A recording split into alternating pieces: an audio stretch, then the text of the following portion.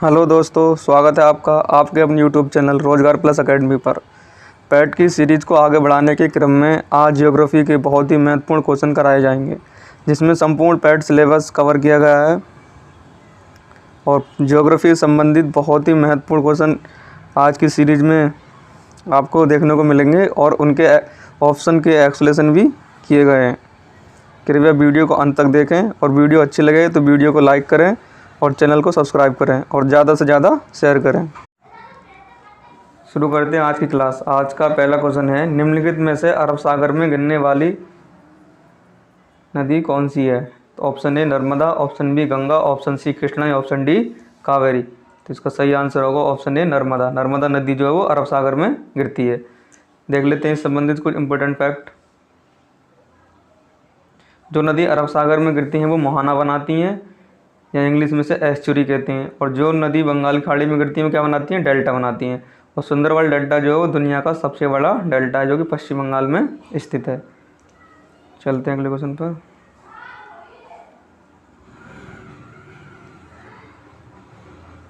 निम्नलिखित में से कृष्णा की सहायक नदी नहीं है। ऑप्शन ए घाटपिरवा, ऑप्शन बी मालपिरवा, ऑप्शन सी तुंगभद्रा या ऑप्शन डी पैनगंगा।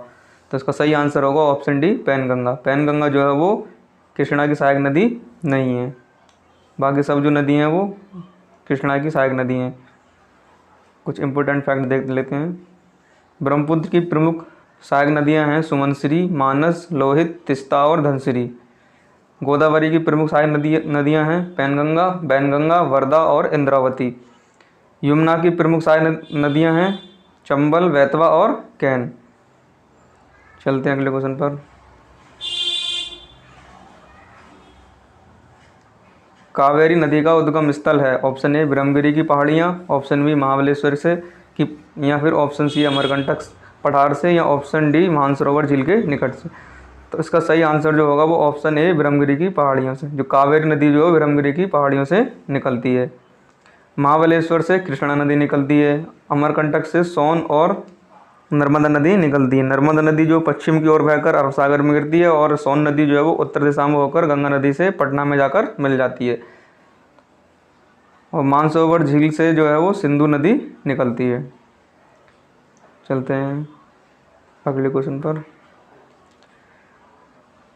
निम्नलिखित में से कौन सी नदी बंगाल की खाड़ी में नहीं गिरती है? Option A Mahanadi, option B Swarnarekha, option C Godavari, option D Tapi. Tapi यहाँ से ताप्ती नदी भी कहा जाता है। तो इसका सही आंसर जो होगा ऑप्शन डी होगा तापी। बाकी जो महानदी है स्वर्णरेखा, गोदावरी वो सब कहाँ गिरती हैं? बंगाल की खाड़ी में गिरती हैं। देख लेते हैं इससे कुछ जुड़े इंपॉर्टेंट फैक्ट। पश्चिम की ओर बहकर अरब सागर में गिरने वाली प्रमुख नदियाँ नर्मदा, ताप्ती, पेरियार और साबरमती। ये चार प्रमुख नदियाँ हैं जो बार बार एग्जाम में घुमा घुमा कर पूछी जाती है कि इनमें से कौन सी नदियाँ एस्चुरी बनाती है, इनमें से कौन सी नदियाँ अरब सागर में गिरती हैं। तो ये चार नदियाँ हमें याद कर लेनी है, नर्मदा, ताप्ती, पेरियार और साबरमती। बाकी सब जो नदियाँ वो कहाँ गिरती हैं? बंगाल खाड़ी में गिरती हैं और क्या बनाती हैं? डेल्टा बनाती हैं। ये चार नदियाँ हैं जो प्रमुख नदियाँ हैं। चार बाकी तो और बहुत सारी हैं, लेकिन ये प्रमुख चार नदियाँ हैं जो बार बार एग्जाम में पूछी जाती हैं और क्या बनाती हैं? ये एस्चुरी या मोहाना बनाती हैं और अरब सागर में गिरती हैं। बंगाल की खाड़ी में गिरने वाली प्रमुख नदियाँ हैं गोदावरी, कृष्णा, महानदी, कावेरी और स्वर्णरेखा। तो ये अच्छे से याद कर लेना। चलते हैं अगले क्वेश्चन पर। यूरोप की गंगा कौन सी नदी को कहा जाता है? ऑप्शन ए नील नदी, ऑप्शन बी अमेजन नदी या ऑप्शन सी बोलगा नदी या ऑप्शन डी मेकंग। तो जो इसका सही आंसर होगा वो ऑप्शन सी होगा, बोलगा नदी। इसे यूरोप की गंगा भी कहा जाता है। नील नदी जो है वो विश्व की सबसे लंबी नदी है। इसका उद्गम स्थल जो है वो विक्टोरिया झील से है। ये दक्षिण अफ्रीका में की नदी है, प्रमुख नदी है। अमेजन नदी जो है वो विश्व की सबसे चौड़ी नदी है जो कि माउंट एकांगुआ या एंडीज पर्वत से निकलती है। चलते हैं अगले क्वेश्चन पर। जापान की राजधानी टोक्यो किस नदी के किनारे स्थित है? Option A Danube, option B आराकामा, ऑप्शन सी रोम या ऑप्शन डी पेरिस। तो जापान की राजधानी टोक्यो है वो कौन सी नदी पर है? आराकामा नदी पर। इसका सही आंसर होगा ऑप्शन बी आराकामा। जो डैन्यूब जो हम ऑप्शन ए में हमें दिखाई दे रहा है, इसमें जो डैन्यूब नदी के किनारे जो है वो स्थित है हमारा बुडापेस्ट। बुडापेस्ट किसकी राजधानी है? हंगरी की। रोम इटली की राजधानी है, किस नदी किनारे है? टाइबर नदी किनारे पर है। और जो पेरिस है वो फ्रांस की राजधानी है और ये सीन नदी के किनारे स्थित है। तो इसका सही आंसर जो होगा वो ऑप्शन बी होगा, आराकामा। जापान की राजधानी टोक्यो है वो कौन सी नदी किनारे है? आराकामा। चलते हैं अगले क्वेश्चन पर। निम्नलिखित में से सही सम्मिलित नहीं है। तो ऑप्शन ए वाशिंगटन जो दे रखा है वो अमेरिका की राजधानी पोटोमैक्स दे रखी है। खार्तूम सूडान की राजधानी है वो नील नदी से दे रखा है। और न्यूयॉर्क जो है वो हडसन में दे रखा है। और सिडनी जो दे रखी है वो टेम्स नदी दे रखी है। तो जो इसका सही आंसर होगा, सही सम्मिलित नहीं है इसमें, जो सही आंसर होगा वो ऑप्शन डी होगा। बाकी सही 3 ऑप्शन सही सम्मिलित हैं। सिडनी जो है, जो हमारा सिडनी जो है एक शहर है वो डार्लिंग नदी के किनारे है, ऑस्ट्रेलिया में पड़ता है ये। और टेम्स नदी के किनारे जो है वो लंदन स्थित है। चलते हैं अगले क्वेश्चन पर। विश्व की सर्वाधिक ऊंची चोटी माउंट एवरेस्ट किस देश में स्थित है? Option A Bharat, option B Nepal, option C Bhutan या ऑप्शन डी चीन। तो जो माउंट एवरेस्ट है वो कहाँ स्थित है? नेपाल में स्थित है। इसका सही आंसर क्या होगा? Option B. इसे भारत लगाकर गलत ना करें। और जो नेपाल में है माउंट एवरेस्ट को सागर माथा के नाम से भी जाना जाता है। चलते हैं अगले क्वेश्चन पर। विश्व का सबसे प्राचीन पर्वत कौन सा है? Option A Himalaya, option B Nilgiri, option C एडिन पर्वत या ऑप्शन डी अरावली पर्वत। तो इसका सही आंसर क्या होगा? ऑप्शन डी अरावली पर्वत जो है विश्व का सबसे पुराना पर्वत है जो कि भारत में स्थित है। निम्नलिखित में से धूपगढ़ किस पर्वत की सबसे ऊंची चोटी है? Option A Satpura, option B Aravalli, option C Nilgiri या ऑप्शन डी मैकाले पर्वत श्रेणी। तो इसका सही आंसर क्या होगा? ऑप्शन ए होगा सतपुड़ा। धूप कैसे पड़ती है? हमेशा सतत पड़ती है, तो इसको याद रख लेंगे। धूपगढ़ किसकी है? सतपुड़ा। और नीलगिरी की सबसे ऊंची चोटी कौन सी है? टोडाबेडा। मेघालय की सबसे ऊंची चोटी है वो अमरकंटक है। और अरावली पर्वत जो सबसे पुराना पर्वत है, तो सबसे पुराना पर्वत है यानी कि सबका गुरु है, तो इसकी सबसे ऊंची चोटी क्या होगी? ऑप्शन जो उसकी ऑप्शन बी में अरावली पर्वत है, इसकी सबसे ऊंची चोटी क्या होगी? वो गुरु शिखर। चलते हैं अगले क्वेश्चन पर। खनिज पदार्थ की दृष्टि से कौन सा क्षेत्र सबसे अधिक समृद्ध है? ऑप्शन ए दक्कन का पठार, ऑप्शन बी मालवा का पठार, ऑप्शन सी छोटा नागपुर का पठार या ऑप्शन डी इनमें से कोई नहीं। तो इसका जो सही आंसर होगा वो ऑप्शन सी होगा। जो खनिज पदार्थ की दृष्टि से सबसे समृद्ध जो क्षेत्र है वो छोटा नागपुर का पठार है। चलते हैं अगले क्वेश्चन पर। कुद्रेमुख लोहे खनिज परियोजना निम्नलिखित में से किस राज्य से संबंध रखती है? जो कुद्रेमुख जो परियोजना है वो लोहे के खनिज से संबंधित है, वो जो कर्नाटक राज्य में स्थित है। इसका सही आंसर क्या होगा? Option B Karnataka. चलते हैं अगले क्वेश्चन पर। ईसा और जस्ता से संबंधित प्रमुख स्थान जावर एवं रामपुर अगुचा किस राज्य में स्थित है? तो इसका सही आंसर होगा ऑप्शन बी राजस्थान में। यानी सीसा और जस्ता के जो प्रमुख खाने हैं रामपुर अगुचा और जावर, वो कहाँ पाई जाती हैं? राजस्थान में पाई जाती हैं। चलते हैं अगले क्वेश्चन पर। निम्नलिखित में से कौन सा स्थान कॉपर खनन के लिए प्रसिद्ध है? Option A Kolar, option B Kudremukh या ऑप्शन सी मयूरगंज या ऑप्शन डी खेतड़ी। तो इसका सही आंसर क्या होगा? Option D Khetri. जो खेतड़ी जो स्थान है वो कॉपर खनन के लिए सबसे ज़्यादा प्रसिद्ध है। चलते हैं अगले क्वेश्चन पर। अभ्रक के उत्पादन में भारत का विश्व में कौन सा स्थान है? ऑप्शन ए प्रथम, ऑप्शन बी द्वितीय, ऑप्शन सी तृतीय, ऑप्शन डी चतुर्थ। इसका सही आंसर क्या होगा? ऑप्शन ए प्रथम। जो भारत जो है वो अभ्रक के उत्पादन में प्रथम स्थान रखता है। और थोरियम के उत्पादन में भी भारत का कौन सा स्थान है? प्रथम स्थान है। चलते हैं अगले क्वेश्चन पर। भारत में सबसे अच्छा संगमरमर कहाँ मिलता है? Option A Jaipur, option B Bharatpur, option C Makrana या ऑप्शन डी जैसलमेर। तो इसका सही आंसर क्या होगा? Option C Makrana. जो मकराना है राजस्थान में, यहाँ सबसे अच्छा संगमरमर मिलता है। जब ताजमहल बना था तो उसके लिए भी संगमरमर कहाँ से मंगाया गया था? मकराना से मंगाया गया था। चलते हैं अगले क्वेश्चन पर। जादूगोड़ा की खान निम्नलिखित में से किसके लिए प्रसिद्ध हैं? Option A uranium, option B लोहा, ऑप्शन सी तांबा या ऑप्शन डी कोयला। तो इसका सही आंसर क्या होगा? Option A uranium. तो जो जादूगोड़ा की खाने हैं वो यूरेनियम के लिए प्रसिद्ध हैं। और उत्तर प्रदेश में यूरेनियम कहाँ पाया जाता है? ललितपुर में पाया जाता है। चलते हैं अगले क्वेश्चन पर। विश्व का सबसे बड़ा थोरियम का भंडार किस राज्य में है? Option A Gujarat, option B Kerala या ऑप्शन सी कर्नाटक या ऑप्शन डी झारखंड। तो इसका सही आंसर क्या होगा? Option B Kerala. जो थोरियम का भंडार है विश्व का सबसे बड़ा कहाँ है?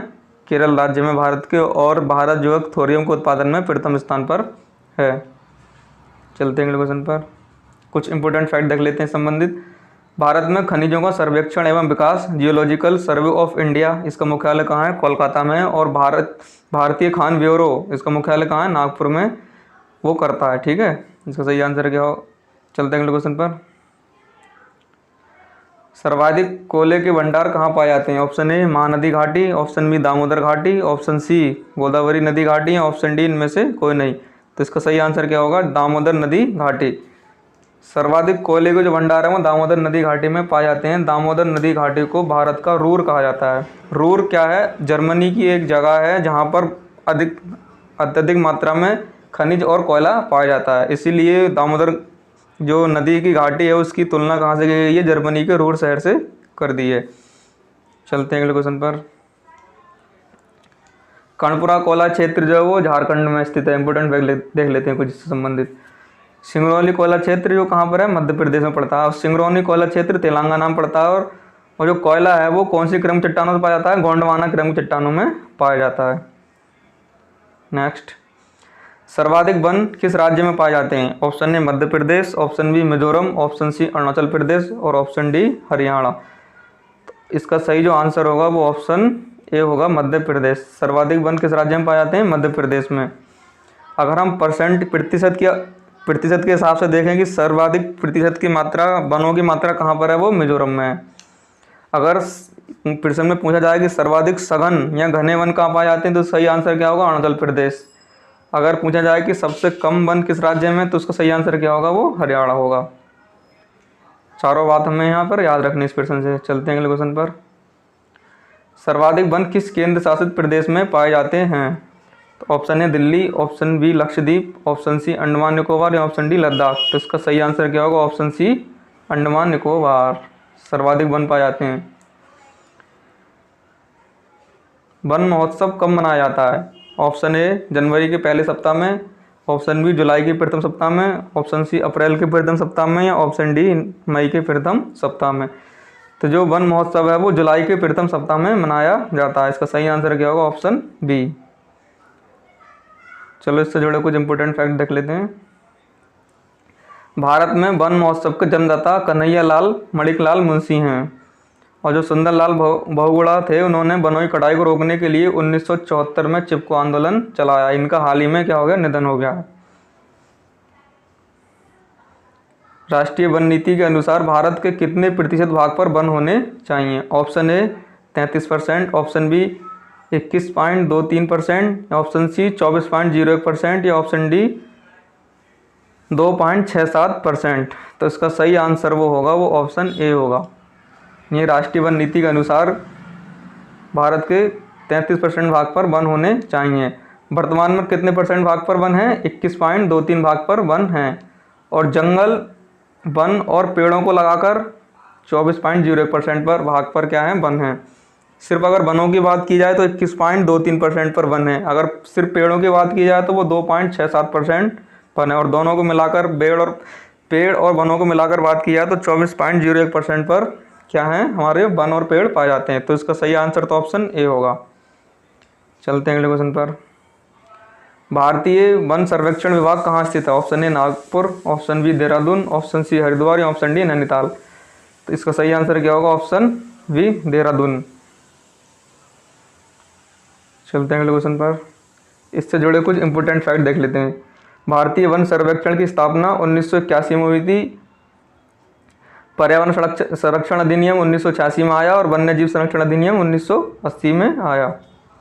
नेक्स्ट, सबसे अधिक मैंग्रोव वन किस राज्य में पाए जाते हैं? Option A Paschim Bengal, option B Assam, option C Mizoram या ऑप्शन डी मध्य प्रदेश। तो सबसे अधिक जो वन पाए जाते हैं वो मैंग्रोव वन पाए जाते हैं वो पश्चिम बंगाल में पाए जाते हैं। इसका सही आंसर क्या होगा? ऑप्शन ए होगा। चलते हैं अगले क्वेश्चन पर। नलकूपों से सबसे अधिक सिंचाई किस राज्य में होती है? Option A Tamil Nadu, option B Uttar Pradesh, option C Punjab या ऑप्शन डी महाराष्ट्र।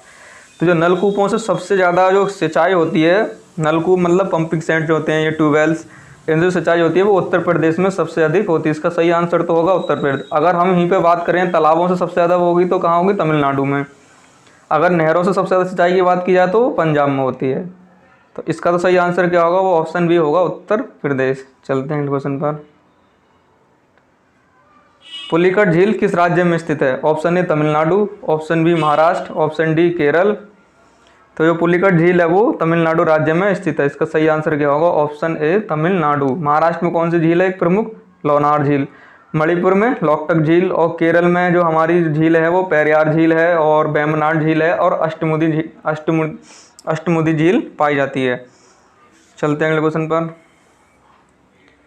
चिल्का झील किस राज्य में स्थित है? Option A Uttarakhand, option B Orissa, option C Rajasthan, या ऑप्शन डी तेलंगाना। तो इसका सही आंसर क्या होगा? Option B Orissa. चिल्का झील जो है वो उड़ीसा राज्य में स्थित है।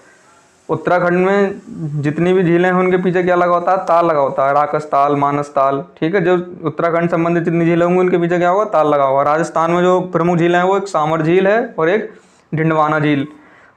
और तेलंगाना में कौन सी झील है? हुसैन सागर झील। तो इसका सही आंसर क्या होगा? वो ऑप्शन बी होगा, उड़ीसा।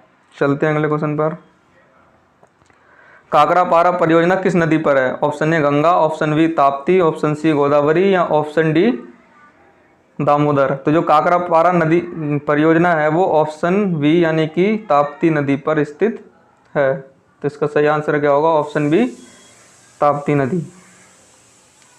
चलते हैं अगले क्वेश्चन पर। जायकवाड़ी परियोजना किस नदी पर है? Option A Godavari, option B Ravi, option C घाटफिरवा, या ऑप्शन डी कृष्णा नदी। तो इसका सही आंसर क्या होगा? ऑप्शन ए गोदावरी नदी। चलते हैं अगले क्वेश्चन पर। नाथपा झाकरी परियोजना किस नदी पर है? Option A Sutlej, option B Chenab, option C मुरली, या ऑप्शन डी महानदी। तो इसका सही आंसर क्या होगा? सतलज नदी, जो कि कहाँ पर है? हिमाचल प्रदेश में।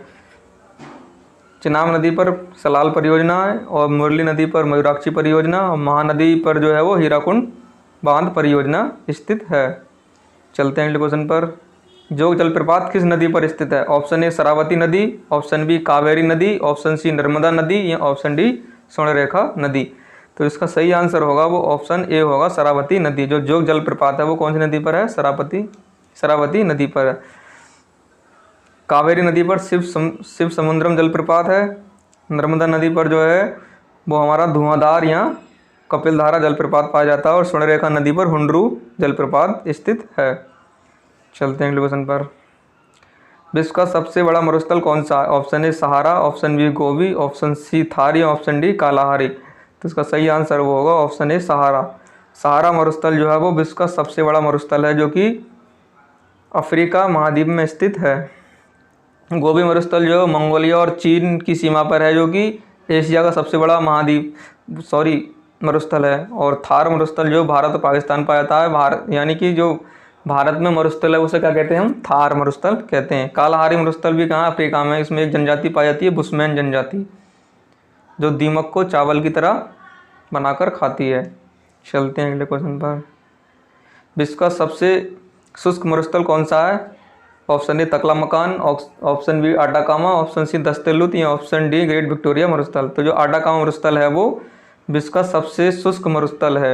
इसका सही आंसर होगा ऑप्शन बी। विश्व की सबसे बड़ी मीठे पानी की झील कौन सी है? ऑप्शन ए कैस्पियन सागर, ऑप्शन बी सुपीरियर झील, या ऑप्शन सी विक्टोरिया झील, या ऑप्शन डी बैकाल झील। तो जो विश्व की सबसे बड़ी मीठे पानी की झील है वो है सुपीरियर झील, यानी कि सुपीरियर मीठा पानी है, यानी कि सुपीरियर। अगर पूछा जाए कि विश्व की सबसे बड़ी झील, तो कैस्पियन सागर झील है। इनके पीछे सागर लगा हुआ है, लेकिन ये क्या है? झील है। अगर ये पूछा जाए कि विश्व की सबसे बड़ी खारे पानी की झील, तब भी इसका आंसर क्या आएगा? कैस्पियन सागर। अगर ये पूछा जाए कि विश्व की सबसे गहरी झील कौन सी है, तो वो बैकाल झील आएगी। इसे पर्ल ऑफ साइबेरिया भी कहा जाता है। ये रूस में स्थित है। चलते हैं अगले क्वेश्चन पर। देशांतर रेखाओं की संख्या कितनी है? ऑप्शन ए 360, ऑप्शन बी 181, या ऑप्शन सी 4, या ऑप्शन डी 82.5। तो इसका जो सही आंसर होगा वो देशांतर रेखाओं की संख्या है वो 360 है। अगर पूछा जाए अक्षांश रेखाओं की संख्या कितनी है, तो 181। अगर पूछा जाए कि पृथ्वी को 1 डिग्री अपने अक्ष पर 1 डिग्री घूमने के लिए कितना समय लगता है, तो 4 मिनट। ऐसे ही पूछा जाएगा कि 1 घंटे में कितना घूम जाती है, तो 15 डिग्री। कितना? 15 डिग्री। 82.5 जो है वो भारत की मानक समय रेखा है, जो कि इलाहाबाद के नैनी जिले से होकर गुजरती है। अंतर्राष्ट्रीय तिथि रेखा और भारत के मानक समय में कितने घंटे का अंतर है? 5.5 घंटे का। यानी कि जो हमारा समय है वो अंतर्राष्ट्रीय तिथि रेखा से जो लंदन की ग्रीनविच में है वहाँ से कितना समय आगे है? 5.5 घंटे आगे है। जितने देश लंदन के पूर्व में होंगे वो आगे होंगे, और जो भी देश पश्चिम में होंगे वो उससे क्या होंगे? पीछे होंगे। तो हमारा देश पूर्व में पड़ता है, इसलिए जो हम लंदन के समय 5.5 घंटे क्या हैं? आगे हैं। संयुक्त राज्य अमेरिका को कितने टाइम जोन में बांटा गया है? तो इसका सही आंसर क्या होगा? Option A 7। संयुक्त राज्य अमेरिका है उसको 7 टाइम जोन में बांटा गया है। भारतीय मानक रेखा निम्नलिखित में से किस राज्य से होकर नहीं गुजरती है? Option A Uttar Pradesh, option B Madhya Pradesh, option C Bihar या ऑप्शन डी आंध्र प्रदेश। तो जो भारतीय मानक रेखा है, जिसे हम 82.5 डिग्री रेखा भी कहते हैं, वो कहाँ से होकर नहीं गुजरती है? बिहार से होकर नहीं गुजरती। तो इसका सही आंसर क्या होगा? ऑप्शन सी होगा। किन किन राज्यों से होकर गुजरती है? उत्तर प्रदेश, मध्य प्रदेश, आंध्र प्रदेश, छत्तीसगढ़ और उड़ीसा से होकर गुजरती है। 5 राज्यों से होकर ये रेखा गुजरती है।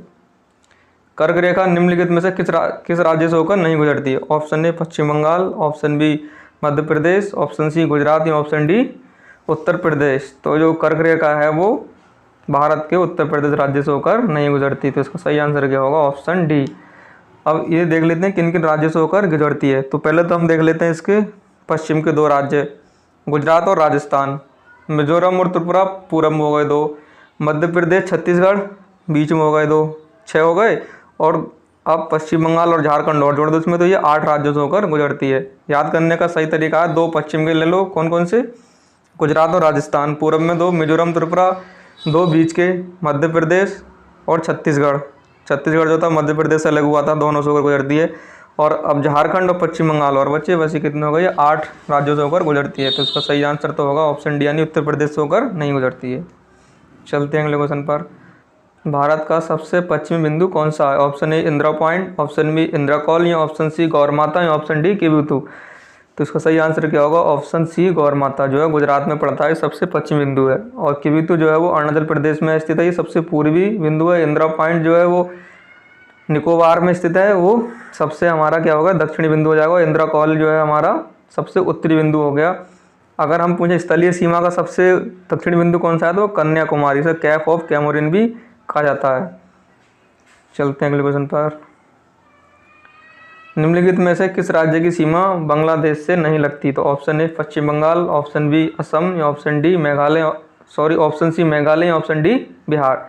तो इसका सही आंसर क्या होगा? ऑप्शन डी, बिहार की सीमा बांग्लादेश से नहीं लगती है। चलते हैं अगले क्वेश्चन पर। कुछ हम देश देख लेते हैं जिनकी सीमा, इंपॉर्टेंट देश हैं जो जिनकी सीमा भारतीय राज्यों में लगती है। अंडमान निकोबार द्वीप समूह कितने डिग्री चैनल से अलग होता है? Option A 9 degree channel, option B 8 degree channel, option C 10 degree channel या ऑप्शन डी पाक जल संधि। तो जो इसका सही आंसर वो होगा option C 10 degree channel. 9 degree channel Lakshadweep और मिनिकॉय के बीच में अलग करता है, लक्षद्वीप और मिनिकॉय को अलग करता है। और जो 8 डिग्री चैनल है वो मिनिकॉय और मालदीव को अलग करता है। पाक जल संधि है जो है भारत और श्रीलंका के बीच में पाई जाती है। चलते हैं अगले क्वेश्चन पर। क्षेत्रफल की दृष्टि से विश्व में भारत का कौन सा स्थान है? इसका सही आंसर होगा 7वां। अगर जनसंख्या आगे पूछा जाए तो दूसरा, पहले स्थान पर चाइना। चलते हैं अगले क्वेश्चन पर। भारत की सर्वाधिक सीमा किस देश से लगती है? Option A Bangladesh, option B चीन, ऑप्शन सी अफगानिस्तान या ऑप्शन डी पाकिस्तान। तो भारत की जो सर्वाधिक सीमा है वो बांग्लादेश से लगती है। बांग्लादेश से हमारी जो भारत की सीमा है वो 4096 किलोमीटर लगती है। और अब सबसे कम अगर पूछा जाए तो अफगानिस्तान से लगती है 106 किलोमीटर। तो इसका सही आंसर क्या होगा? Option A Bangladesh. चलते हैं अगले क्वेश्चन पर। सबसे कम जनसंख्या किस राज्य में है? Option A Goa, option B Sikkim या ऑप्शन सी उत्तर प्रदेश या ऑप्शन डी मिजोरम। तो सबसे कम जो जनसंख्या है वो सिक्किम राज्य में स्थित है। अगर पूछा जाए कि क्षेत्रफल की दृष्टि से भारत का सबसे छोटा राज्य है गोवा, जनसंख्या की दृष्टि से सबसे बड़ा राज्य कौन सा होगा, वो उत्तर प्रदेश हो जाएगा। अगर पूछा जाएगा कि सबसे ज़्यादा क्षेत्रफल के अनुसार सबसे बड़ा राज्य कौन सा हो जाएगा, वो राजस्थान हो जाएगा। चलते हैं अगले क्वेश्चन पर। सबसे कम जनसंख्या किस केंद्र शासित प्रदेश में पाई जाती है? तो option A Lakshadweep, option B Delhi, option C Andaman Nicobar. तो इसका सही आंसर क्या होगा? ऑप्शन ए लक्षद्वीप में सबसे कम जनसंख्या पाई जाती है। चलते हैं अगले क्वेश्चन पर। निम्नलिखित में से किस राज्य का जनसंख्या घनत्व सबसे अधिक है? Option A Bihar, option B Paschim Bengal, option C Kerala या ऑप्शन डी अरुणाचल प्रदेश। तो इसका सही आंसर होगा वो ऑप्शन ए होगा बिहार। बिहार का जनसंख्या घनत्व सबसे अधिक है। कितना है? 1106 व्यक्ति प्रति वर्ग किलोमीटर। पश्चिम बंगाल का दूसरे नंबर पर आता है 1028 व्यक्ति जो प्रति वर्ग किलोमीटर पे हैं। अरुणाचल प्रदेश का जो जनसंख्या घनत्व है वो सबसे अधिक है, यानी कि 17 व्यक्ति प्रति वर्ग किलोमीटर में पाए जाते हैं। कहाँ? अरुणाचल प्रदेश में। अगर पूछा सबसे ज़्यादा जनसंख्या घनत्व बिहार का, सबसे कम अरुणाचल प्रदेश का। तो इसका सही आंसर वो होगा, वो ऑप्शन होगा ए। चलते हैं अगले क्वेश्चन पर। सर्वाधिक लिंग अनुपात किस राज्य में पाया जाता है? Option A Kerala, option B Tamil Nadu, option C Bihar या ऑप्शन डी हरियाणा। तो इसका सही आंसर क्या होगा? ऑप्शन ए होगा केरल। केरल का लिंगानुपात जो है वो सबसे अधिक है। यहाँ पर 1000 पुरुषों पर 1084 महिलाएं हैं, यानी कि यहाँ का लिंगानुपात कितना है? 1084। सबसे कम लिंगानुपात जो है वो हरियाणा का है। यहाँ पर कितना है लिंगानुपात जो हरियाणा का? 879। 1000 पुरुषों पर 879 महिलाएं। अगर यहीं पे हम बात करें सबसे ज़्यादा जो साक्षरता दर है वो कहाँ की? केरल की है, 94%। तो इसका सही आंसर क्या होगा? वो ऑप्शन ए होगा। चलते हैं अगले क्वेश्चन पर। निम्नलिखित में से भारत का औसत लिंगानुपात कितना है? Option A 943, option B 902, option C 912 या ऑप्शन डी 1084। तो इसका सही आंसर होगा वो ऑप्शन ए 943। अगर उत्तर प्रदेश का पूछा जाए लिंगानुपात कितना है तो 912। अगर पूछा जाए कि उत्तर प्रदेश का बाल लिंगानुपात कितना है तो वो कितना होगा? 902 होगा। 1084 क्या है? केरल का लिंगानुपात है, जो कि सबसे ज़्यादा लिंगानुपात है भारत में। चलते हैं अगले क्वेश्चन पर। अमृत क्रांति का संबंध किससे है? ऑप्शन ए नदी जोड़ो परियोजना, ऑप्शन बी दुग्ध उत्पादन, ऑप्शन सी मत्स्य उत्पादन या ऑप्शन डी अंडा उत्पादन। तो इसका सही आंसर क्या होगा? अमृत क्रांति जो है वो नदी जोड़ो परियोजना से संबंधित है। इंपॉर्टेंट क्वेश्चन है, इसे ध्यान रखना। दुग्ध उत्पादन जो है वो श्वेत क्रांति इससे संबंधित है। मत्स्य उत्पादन से कौन सी है? नीली क्रांति। अंडा उत्पादन से कौन सी क्रांति संबंधित है? रजत क्रांति। सभी को याद रखना। एक बार दोबारा बता देना हूँ, जो दुग्ध उत्पादन संबंधित है वो श्वेत क्रांति है, मत्स्य उत्पादन से नीली क्रांति और अंडा उत्पादन से रजत क्रांति। अच्छे से इसे याद कर लेना। कुछ इंपॉर्टेंट फैक्ट देख लेते हैं इसमें। पीली क्रांति का जो संबंध है वो तिलहन उत्पादन से है। गुलाबी क्रांति का संबंध है वो झींगा मछली उत्पादन से है। और कृष्ण क्रांति का संबंध है वो बायोडीजल उत्पादन से है। चलते हैं अगले क्वेश्चन पर। सुनहरी क्रांति का संबंध, अच्छा इसका जो फैक्ट रह गया था एक और, सुनहरी क्रांति का संबंध वो किससे है? वो फल उत्पादन से है। नेक्स्ट, एपीकल्चर किससे संबंधित है? ऑप्शन ए मधुमक्खी पालन, ऑप्शन बी मत्स्य पालन, ऑप्शन सी अंगूर की खेती या ऑप्शन डी रेशम कीट पालन। तो जो एपीकल्चर है वो मधुमक्खी पालन से संबंधित है। इसका सही आंसर होगा ऑप्शन ए। एपी यानी कि हैप्पी, यानी कि हम शहद खाकर क्या होगा? हम खुश हो गए। शहद किससे प्राप्त होता है? मधुमक्खी से। इससे जोड़ लेना। तो मधुमक्खी पालन क्या होगा? वो एपीकल्चर से संबंधित है। मत्स्य पालन क्या होगा? पिसीकल्चर। अंगूर की खेती के लिए क्या नाम दिया है? इसे हम क्या कहते हैं? विटीकल्चर के नाम से जानते हैं। और रेशम कीट पालन क्या होता है? सेरीकल्चर। चार ऑप्शन को ध्यान रखना। चलते हैं अगले क्वेश्चन पर। कपास की खेती के लिए उपयोगी कौन सी मिट्टी है? ऑप्शन ए लाल मृदा, ऑप्शन बी काली मृदा, ऑप्शन सी जलोढ़ मृदा या ऑप्शन डी लेटेराइट मृदा। तो इसका सही आंसर होगा ऑप्शन बी काली मृदा। काली मृदा को रेगुलर मृदा भी कहा जाता है। चलते हैं क्वेश्चन पर। निम्नलिखित में से कौन सा दर्रा हिमाचल प्रदेश में स्थित नहीं है? ऑप्शन ए सिपकिला दर्रा, ऑप्शन बी रोहतांग दर्रा, ऑप्शन सी बारालाचा दर्रा या ऑप्शन डी नाथुला दर्रा। तो इसका सही आंसर जो होगा वो होगा ऑप्शन क्या होगा? नाथुला दर्रा। नाथुला दर्रा कहाँ पर है? सिक्किम में स्थित है। बाकी जो सब दर्रे सिपकिला, रोहतांग, बारालाचा ये कहाँ पर है? हिमाचल प्रदेश में स्थित हैं।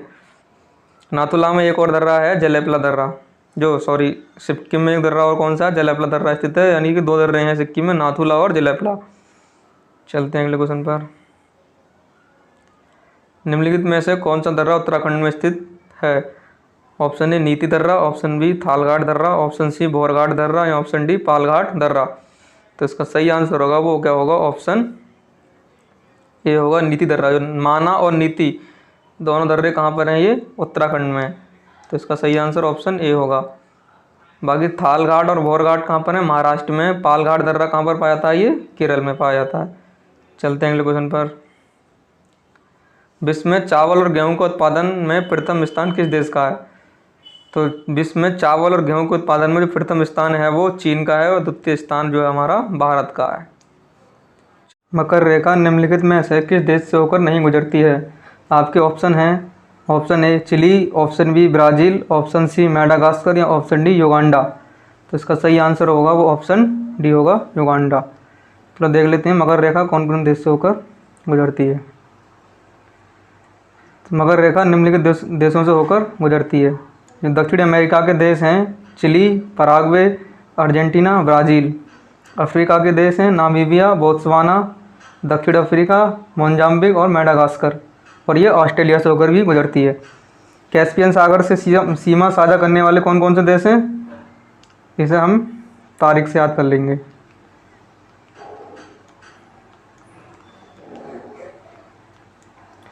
टी से तुर्कमेनिस्तान, ए से अजरबैजान, आर से रसिया या रूस, या आई से ईरान और के से कजाकिस्तान।